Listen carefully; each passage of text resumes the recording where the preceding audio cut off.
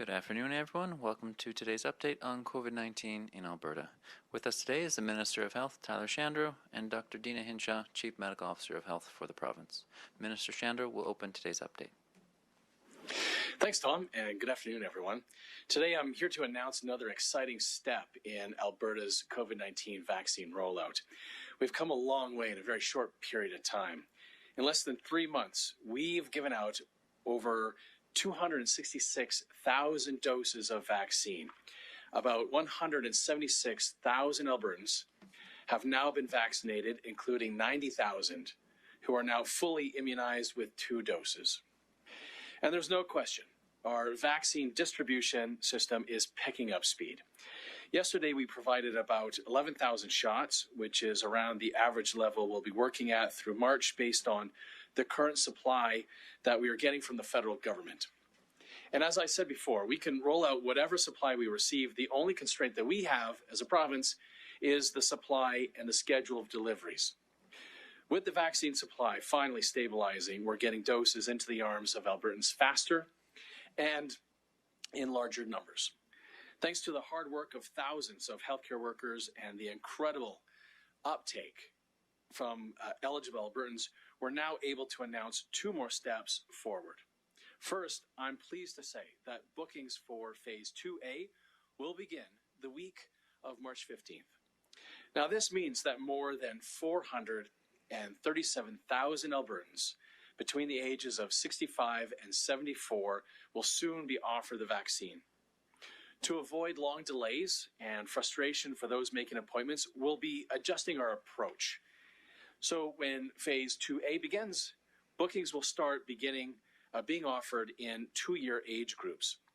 So on the first day, anyone who is between the ages of 73 and 74 will be able to book.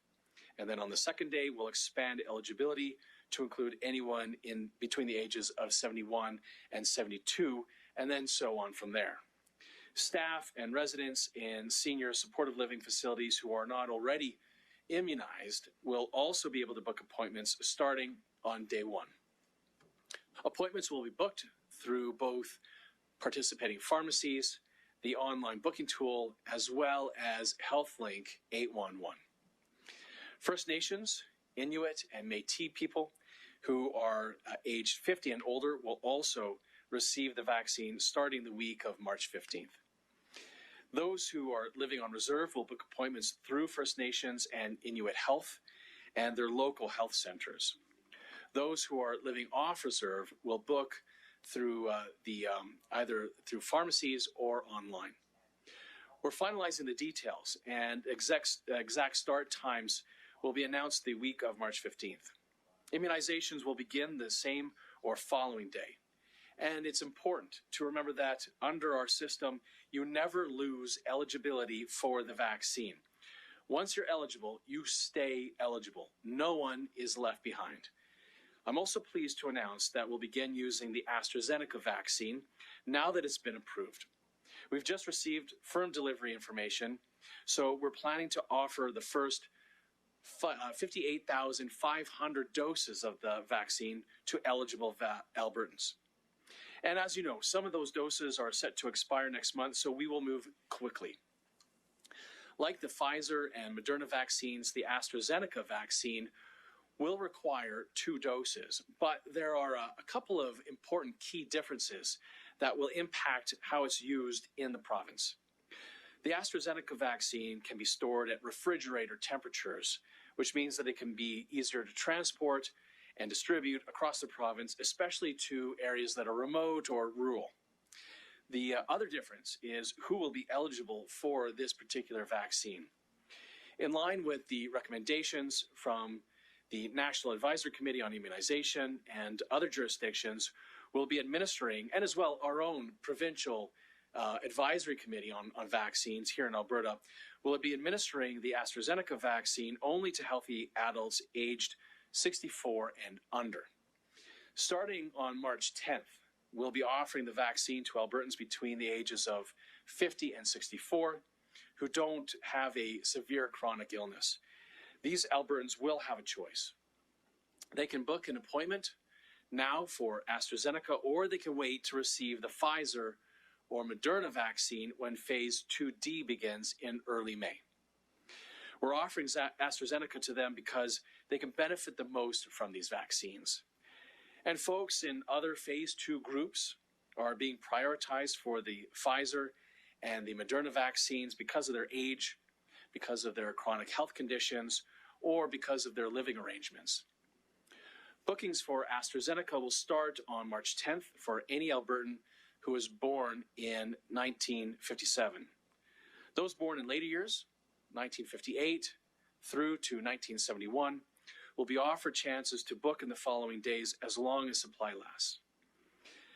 I know folks will have many questions about whether they should get the vaccine now or whether they should wait for other options in the months to come. Both Dr. Hinshaw and I recommend that all healthy Albertans get immunized as soon as they are eligible, no matter what vaccine option is provided. AstraZeneca works. It has been shown to reduce infection by 60 to 70% and severe outcomes like hospitalization by 80%. Where this vaccine seems to differ is in preventing asymptomatic infection, which means reducing the spread of COVID-19. That's why we're not using it in any congregate living settings like seniors housing. Getting the COVID-19 vaccine, regardless of the type, is the right choice. It benefits your own health, as well as the health of your family, the health of your community, and all Albertans. The faster that people step up to get vaccinated, the faster we protect our communities and reduce the burden on the healthcare system. The bottom line, widespread vaccination will help all Albertans get back to more normal life sooner. And today's announcement is an exciting step forward and one that should bring hope to us all. With more vaccines coming and the change in second doses that was announced yesterday by Dr. Hinshaw, we now expect to offer all Albertans aged 18 and over a first dose of vaccine by the end of June. Provided that, and I should put an asterisk here, provided that the promise of vaccine shipments actually arrive as scheduled, as we were told by the federal government. But let me repeat. By June 30th, we expect to have offered every single adult in the province at least one dose of COVID-19 vaccine. It's an incredible feat, and a lot of work, hard work, lies ahead for us. We'll keep pushing the federal government to actually deliver the vaccines that they have promised, and we'll keep expanding our rollout to get doses into the arms as fast as possible. Now, when I made the first announcement on vaccinations in Alberta back in December, I promised that we get the doses out to Albertans as fast as we get them in. We're keeping that promise thanks to a huge amount of work by AHS and our community partners, the province's pharmacies, and soon our family doctors as well. Now, we're not out of the pandemic yet, but as of today, there is more light at the end of the tunnel. We can see the other side, and if all goes according to plan, we're going to get there faster than we dared to hope, even a few weeks ago. Thank you, and I'll now invite Dr. Hinshaw to provide today's update. Dr. Hinshaw? Thank you, Minister, and good afternoon, everyone. Over the last 24 hours, we have identified 331 new cases of COVID-19 and completed about 9,500 tests. That puts our positivity rate at about 3.6%. There are currently active alerts or outbreaks in 230 schools, or about 10% of the schools in the province. Currently, these schools have a combined total of 895 cases since January 11th. We have identified 33 new cases of the variant of concern, bringing our total to 541. There are 245 people in hospital, including 47 in the ICU. Sadly, I must announce that 9 new deaths were reported to Alberta Health in the last 24 hours. My condolences go to the family, friends, and loved ones of people who have passed away. Today's announcement about expanding our immunization campaign is great news for our province. Within the next 4 months, all Albertans who want to be vaccinated will receive their first dose, and by this fall, they will be protected with 2 doses. This will make a world of difference in our ongoing battle with COVID-19. I know there are questions about the efficacy of different vaccines, and people are trying to make sense of all the information out there, whether it's coming from the news, social media, or well-meaning family and friends. Even when looking at leading medical sources, it can be daunting to make sense of some of the scientific research, terminology, and data. As always, my goal as Chief Medical Officer of Health for Alberta is to provide Albertans with the facts, information, and data from an evidence-based medical perspective that they need to inform their decisions and actions. Part of the challenge with the vast amount of information out there about these vaccines is that it can be limiting to compare vaccine statistics like efficacy because studies are often done at different times and look at different groups of people or groups of different sizes. It's also challenging because evidence on vaccines evolve over time as we continue to get real-world data from countries that are using these vaccines and monitoring their effectiveness. I want to stress that all the vaccines currently approved for use in Canada will reduce the risk of severe outcomes from COVID-19, including hospitalization and death. All three have passed the rigorous regulatory approval processes in place to ensure they are safe for all Canadians. And all three offer significant levels of protection from the virus. No matter your current age or overall health, I strongly recommend all Albertans are vaccinated against COVID-19 as soon as they are eligible. All three vaccines help protect against serious outcomes or long-term health impacts that COVID-19 can cause for many people. They dramatically reduce the risk of hospitalization and death. And if those reasons don't resonate with you, please know widespread immunization will help us all return to a more normal way of life more quickly. Choosing to be immunized is one of the most important actions we can take for ourselves and for our communities. Finally, I want to take a moment to acknowledge the milestone we will reach tomorrow. March 5th marks 1 year since we identified the first case of COVID-19 in the province. Together, we've navigated the uncertainty of COVID-19 and living in a global pandemic. We've had to find new ways to work, socialize, and look after our health, all while researchers, scientists, and health professionals from around the world have worked to learn as much as they could about this new virus and how best to treat and prevent it. Despite the changes, challenges, and losses we have encountered, we have proven just how resilient Albertans are. Our fight isn't over with COVID-19 because it is still very much in our communities. But we are so much closer to returning to a more normal way of life than we were a year ago or even a few weeks back. We are in a very different place than we were in 1 year ago. We know much more about how the virus spreads, we have much greater testing and contact tracing capacity, and most importantly, we have several good vaccine options that are bringing us closer to being able to successfully take away COVID-19's ability to spread widely. We are close. We just need to keep going until we have widespread immunization. Until that happens, for just a few more months, we must continue to act as each other's vaccine. By doing so, we will help to contain the virus and variants of concern. Preventing a third wave in the next few months as we ramp up our immunization program will keep our health system functioning well until we reach our goals. Thank you, and we're happy to take your questions. All right, we'll go to the phone now for one question and one follow-up each. Operator, could you put through the first caller, please? Thank you. Kevin Nimick, CPB Calgary. Hi there. This is a question for, I think, both Dr. Hinshaw and Minister Shandro. There were concerns 2 weeks ago when the booking opened for older Albertans to get their shots, as the online system frequently crashed and froze. What's been changed with the system to be able to handle what I imagine will be a big increase in demand over the next coming weeks?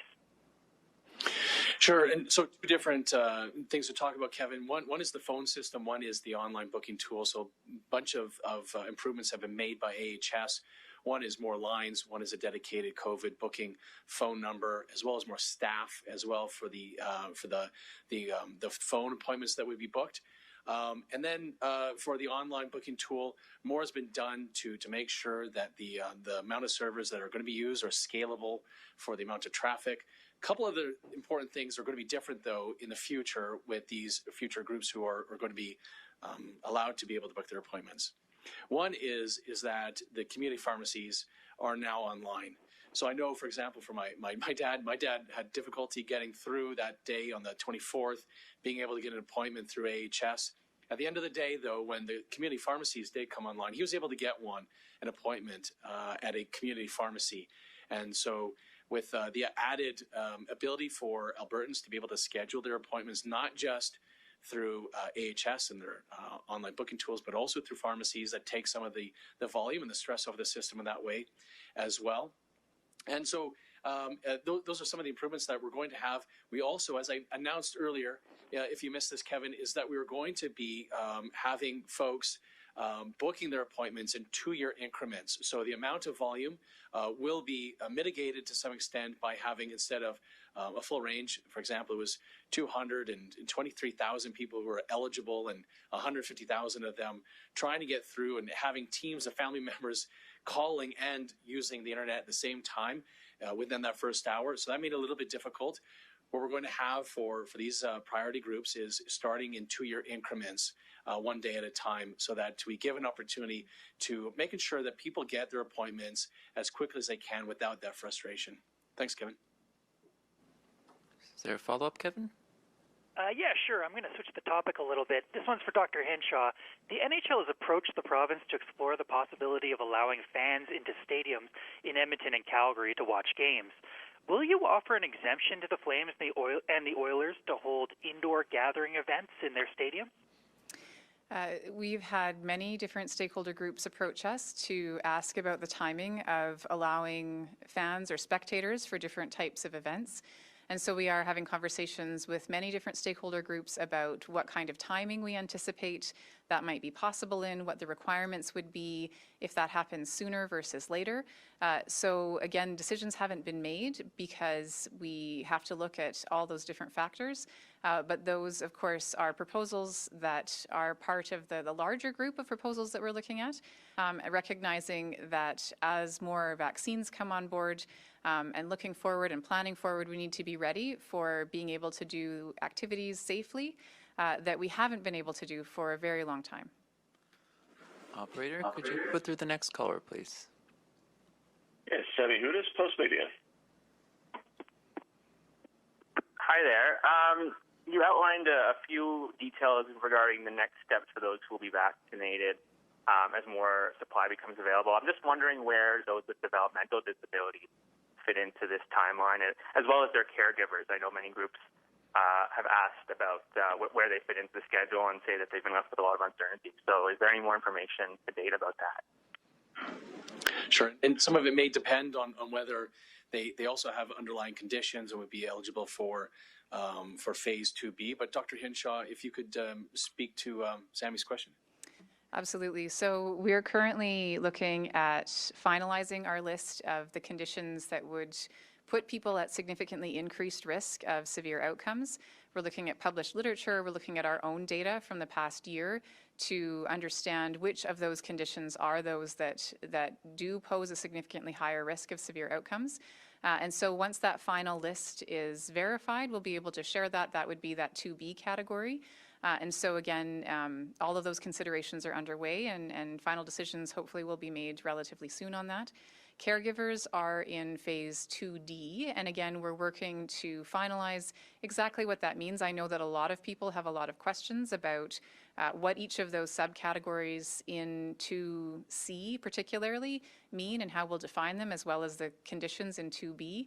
And so expect more information to be coming soon, but we are just working through not only definitions, but also how we validate and how we ensure that we're reaching the right people in those groups. Is there a follow-up, Sammy? Right, yeah, just to follow up, when it comes to that information, has that kind of consideration in those decision processes been communicated with various groups who have called for more clarity? Because as they've mentioned, it's not just the issue of when they'll be vaccinated, but they don't even know. They said about a month and a half ago they haven't even heard any discussion. So has there been increased consultation since then? The decision-making that we're doing is really based on risk data. And so again, we're looking not just at our own experience and the data from our past year, but we're looking at publications from around the world. we have heard from many, many different stakeholders, and we know that the vaccination program will benefit all Albertans eventually, and we would love to be able to give vaccine to everyone who wants it right now. But unfortunately, with the limited supply, we do have to rely on our data, rely on the evidence about where those risks are of severe outcomes. And that is what's driving those decisions. So we haven't, unfortunately, been able to this point to have lengthy conversations with each one of those different groups who really want more information. We recognize there's a significant demand for that and hope to be able to provide that very soon and acknowledge that it's difficult and frustrating to wait. But unfortunately, that's just not been something that we have been able to do, as we've been really focusing on the evidence analysis and driving forward the opportunities for those who are currently eligible to be immunized. Operator, could you put through the next caller, please? Elise Stolte, Edmonton Journal. Hi, Dr. Hinshaw. My question is a follow-up to Sammy. Specific to caregivers, can you at least say if the caregivers will be limited to the designated caregiver in long-term and supportive care settings, or are you also looking at cocooning vulnerable people in the community? Those are exactly the kinds of questions that we're just working to finalize.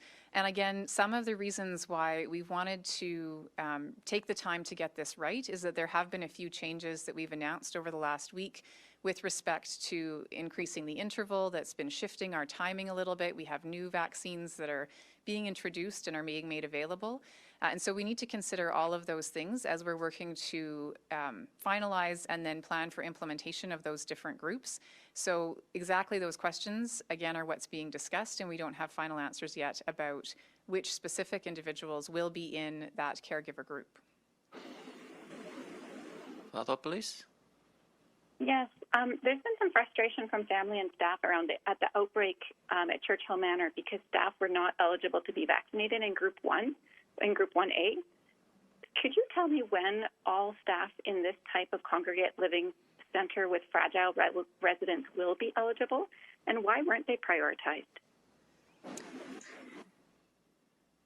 So what we did when we looked at our rollout of vaccination to different groups, we prioritized those where we'd seen the greatest impact with respect to severe illness and death, which is long-term care and supportive living, designated supportive living facilities. And so in those locations, we did offer to residents and staff of all of those locations, focusing on that group in January.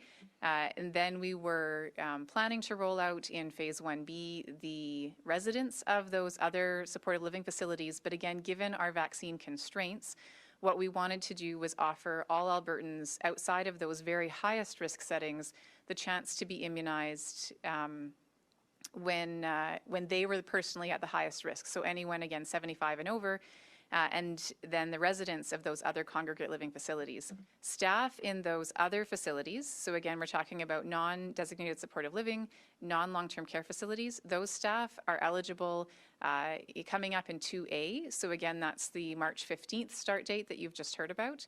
And the, again, planning that we've done on vaccines, we know that there are many, many groups in this province who will benefit from vaccines, but we have to really make careful decisions about how we offer those limited supplies of the early vaccines to be able to protect those most at risk. And we chose, again, in that 1B rollout to focus on those individuals, again, who were 75 and over and those who are living in those facilities with the intent of protecting those individuals with their personal risk at a high level. All right, we've got time for 3 more callers. Operator, could you put through the next one, please? James Keller, Globe and Mail. Hi, thanks. Just to follow up on that Churchill Manor. So what is the distinction between the long-term care facilities that were included in the first phase and these other facilities that we're talking about that were later on? It seems like one of the distinctions is whether they were publicly funded or not. And I'm wondering if there is any evidence that alone is, changes the risk. I'm just sort of wondering, what makes them different from both the policy perspective and a risk perspective? Can I start, Dr. Hinshaw, and then I'll let you supplement. I think it's really important for us because our continuing care system is really difficult to understand the full spectrum. There's so many different words that are used to describe different parts of the spectrum. But long-term care is the most intensive side of it. 100% of it is publicly funded. And the reason it's publicly funded is because those folks are the most vulnerable. And because they're the most vulnerable throughout the pandemic, they've been the most at risk of severe outcomes, whether it's death or very serious illness. And so it happens that most of the folks who are the most at risk are going to be in long-term care. As well, we have different distinctions of supportive living. We have designated supportive living, which means publicly funded supportive living. The licensed supportive living is the non-publicly funded supportive living. So, but as it happens that most of the people whose care is publicly funded are the ones who are the most vulnerable in our province. And because they're the most vulnerable, they're the ones we needed to focus our vaccine rollout in phase 1 on those people, and the 28,000 residents in DSL and long-term care, as well as those 36,000 employees in there. So that's the distinction.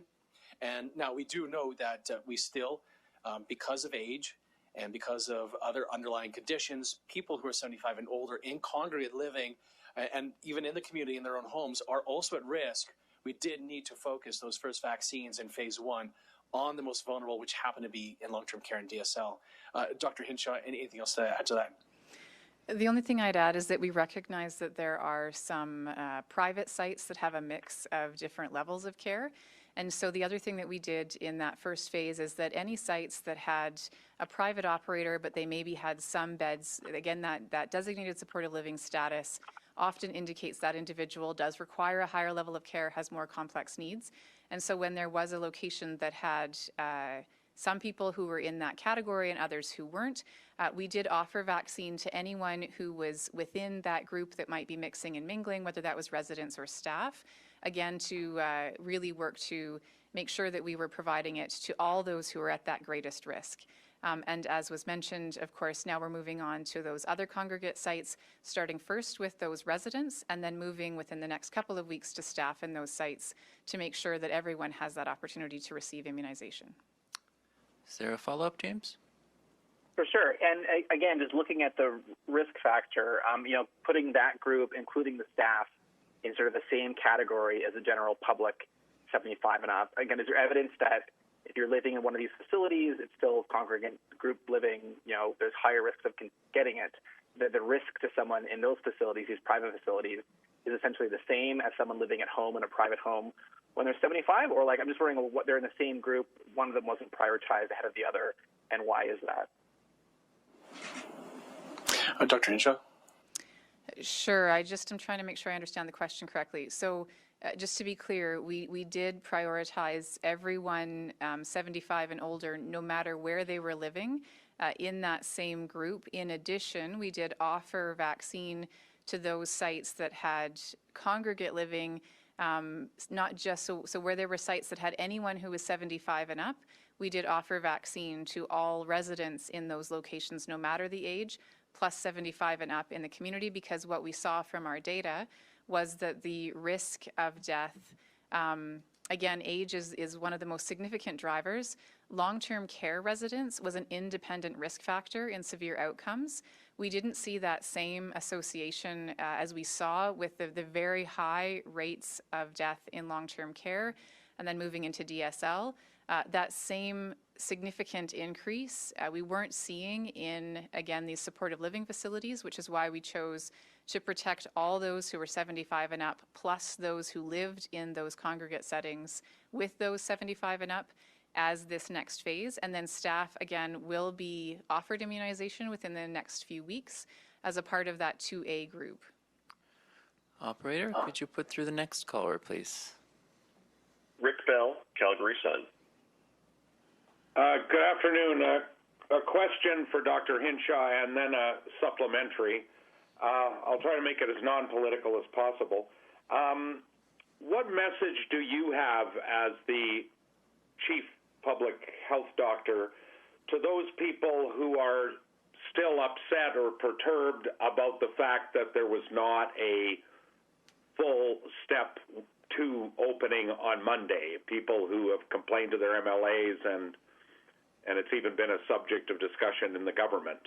So what is your message to them? What do you tell them? And then I'll have a supplementary. What do you tell those people that are still upset that they didn't get the full step 2 opening. I would say I can understand why people felt that there was a clear path forward, again, with those hospitalization metrics. I can understand why they would be frustrated and disappointed to not move fully into step 2. I would also say that it's critical that we learn not only from our own experience, but also from experiences of other jurisdictions around the world. And so when we looked at our growth rates and our new daily cases being at about the same place we were at in late October, and we know that in late October, within 6 weeks of that particular point in time, we were sitting at almost 2,000 new cases a day, with our hospitalizations dramatically increasing in the following weeks. So the other piece, of course, I would say is that when we look at the UK, where they had a significant surge in the variant cases, they did move into reopening as they were starting their immunization program, and they saw a massive surge in cases that was so large, their hospitals began to really be pressured by that strain. And so it's incumbent on me as a public health official to give the best advice I can based on our own information, our own data, as well as data that we see from other places about the trends we're starting to see, and to say we need to be cautious.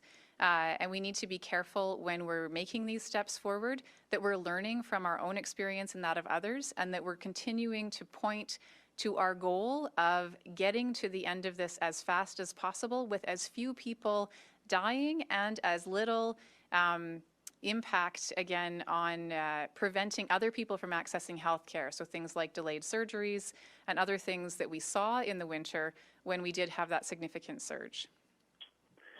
And the supplementary is, let's just fast forward to, let's say, March 22nd, 3 weeks after the Monday announcement.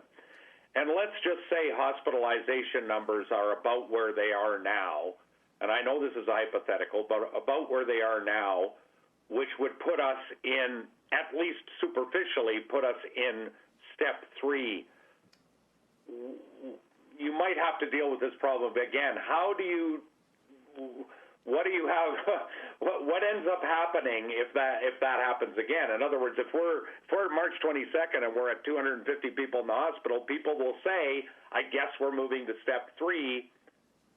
What assurance do they have that that's going to happen, or is it not going to happen, or is there going to be confusion? Or maybe you could explain that. I know it's a hypothetical, but it could happen. Absolutely, and we've tried to be clear that there are 2 requirements to be able to move forward in a step. One requirement is that we meet that hospitalization target.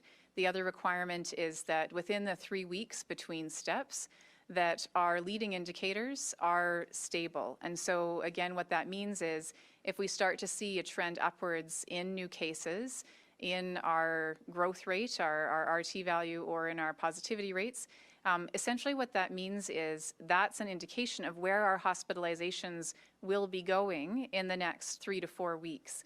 And so we need to make sure that we don't wait until our hospitalization numbers start to go sideways. We need to be considering the implications of our leading indicators in making any decisions about moving forward. So I think what people need to watch is all of those metrics. They need to be watching hospitalization as well as where our trends go. And what I would say is if people really want to continue moving forward, the best way to make that happen is to continue to follow all of the public health measures to prevent spread in all of the activities that are currently able to be open, because if our leading indicators are stable, then we'll be able to move forward. Minister has a supplement.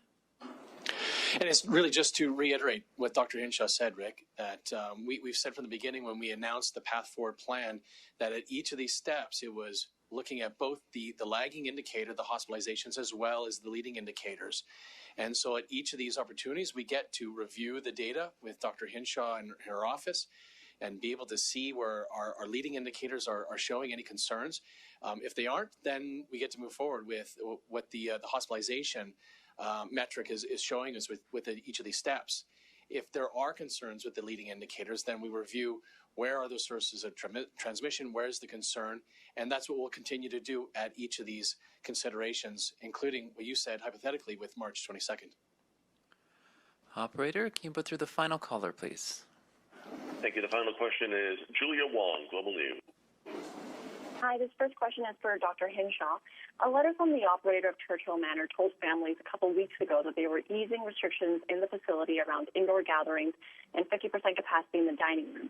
And they loosened rules even after they found out 2 days later that vaccines were on their way. What's your reaction to their move? I don't have specific information about what kinds of restrictions were previously in place and the rationale for making that particular switch. I think that in many places across the province, the decline in our new cases, the decline in our cases in continuing care in senior settings, while it's been something we really all should celebrate, perhaps has been interpreted as a sign that we're in the clear. So I really think that what this signals is that the risk is still very much present, and that it's not just incumbent on operators of facilities like this, but on all of us to make sure that we are making decisions in everyday life that aren't just about our own health, it's about the health of the people around us, our family, our friends, but also the people in our communities who we may never meet, but who our actions can profoundly impact. So this particular example is a really good one to remind us that for the next few months, our actions are the key thing that's going to prevent us from causing that spread that can put people at risk. And just to follow up on that, I guess, what do you have to say to facilities like Churchill Manor in general that have either already loosened their rules or are considering that? And I also want to clarify one point. Minister, you said that bookings would be made per day by 2-year increments. The press release sent out said that it's 1-year increments, so hoping to clarify that with you as well. What needs to be clarified? I just wonder, Minister, I think the 1-year increment is for the Astrazeneca and the 2 years for the Moderna Pfizer stage 2A, I believe. That's correct. I actually couldn't hear Julia's question. But if that was the question, then yes, that's the answer. Thank you, Dr. Hinshaw. Sorry, I apologize. I didn't realize you're asking for the question. Julia, your question about what I would say to operators of these facilities, I would say 2 things. First of all, we know that vaccine is rolling out right now to residents who live in these facilities. And we also know that vaccine takes 2 to 3 weeks to be effective from that first dose to when it achieves that level of protection that's significant. And so it's really critical that people, not just in these facilities, but anyone who receives immunization, remembers that immediately after receiving that shot, you still need to be just as careful. We also recommend even after that 2 to 3 weeks, because we don't yet know the impact of vaccine on transmission, that you do need to remain cautious and follow all of the public health rules. So again, it's just important to remember that time frame. The second thing I would say is that COVID-19 is still very much in our community. We have many variant cases, and it's really critical to remember that a single infectious individual in a facility where perhaps there's opportunity for it to spread can move very, very quickly and can cause significant spread from one to many in a very short period of time. And it's really critical that we're continuing to follow the measures that are in place until we have enough people vaccinated and enough protection in the community to be able to start easing back. Thank you all for joining us. Dr. Hinshaw will provide another update on Monday afternoon. Have a safe night. Thanks, everyone.